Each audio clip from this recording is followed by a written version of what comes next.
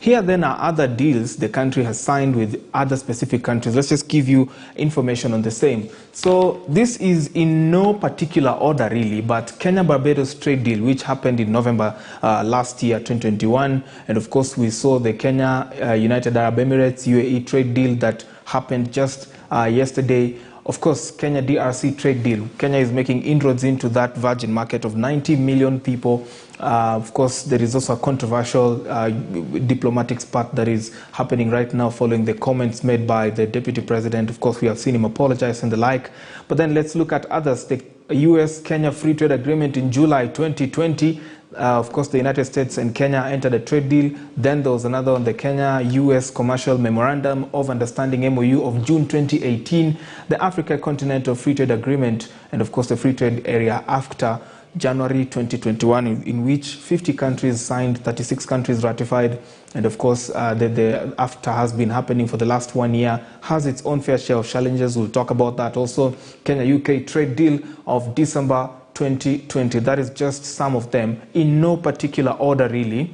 So we want to just put perspective to all of these things. Joining me now is seasoned economic writer here at the Standard Group. Dominic Omondi is here with us in studio. Dominic, we have to give it to the president. His diplomatic policy has been on a roll, if you ask me.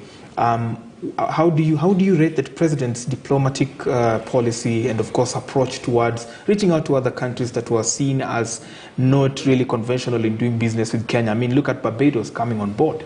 Yeah. Brian, thank you for having me. It's always a pleasure being at KTN, especially at a time like this when you are refreshed and you have some good ideas very fresh on your mind. Well, on to your question, I think the president has done pretty well. Give it to him. We've seen a lot in terms of engaging new bilateral partners. We've seen a lot in terms of easing some of the tensions that we had. You remember issues to do with visa application to South Africa, and just recently you've seen the new president of Tanzania coming in, and there the tension between Kenya and Tanzania has been eased. You've seen a number of engagements, Kenya trying to move into new areas in the global market and take advantage of the global market essentially. So yes, in terms of efforts being put into trying to find new frontier, new markets for Kenyans, the president has really been aggressive, and we have to give it to him. He's done a very good job.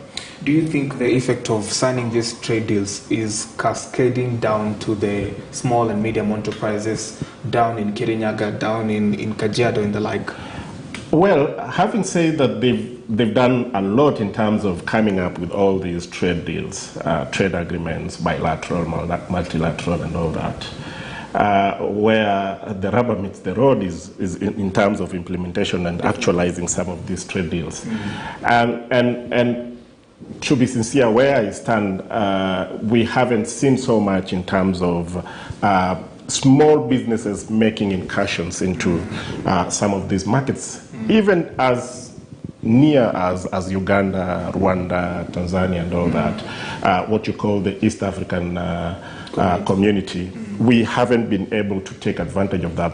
And there are so many reasons as to why our small businesses are not capitalizing on these regional markets or even global markets. They range from, of course, businesses not being supported. They range from there being some tariff and non-tariff barriers. When you talk of Tanzania, for example, where you are in a common market where there shouldn't be any restrictions, but Tanzania is playing hardball, you know. I think the current president has tried to improve on that, and he has reduced a lot of non-tariff barriers.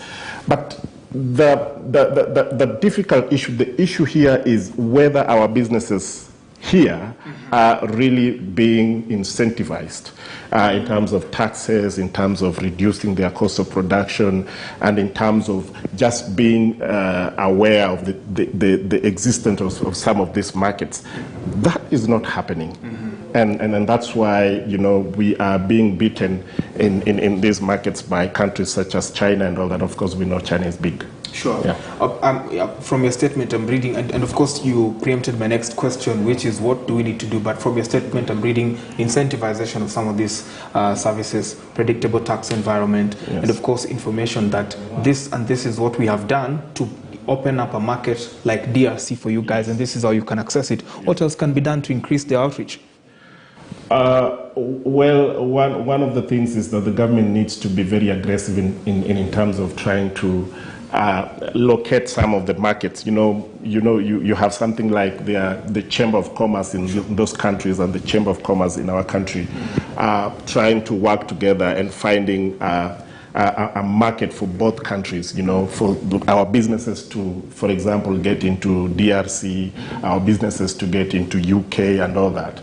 But even more critical is that there's a feeling that there's some saturation in the traditional market that we've been going to, and even in terms of the products that we've been exporting, or even services. So if you talk of EU or Britain or the US, where we export, of course, your raw materials in terms of tea, coffee, horticulture, and all that. We need to widen the scope. We need to have more of the commodities being exported, but we also need to widen the regions that we are going to. China is one market that is coming up, but are we exporting as much as we should? No. Are we? There's a bit of trade imbalance. The trade imbalance is really huge, but also it's where diplomacy comes in is when there are very stringent measures coming from the other side. Like when you had the EU and the very stringent, they call it the phytosanitary measures, where this is the standard that your horticulture needs to meet and all that. They are very stringent for our small businesses. So the government needs to come in, use its diplomatic muscle, and help small businesses to overcome such stringent measures.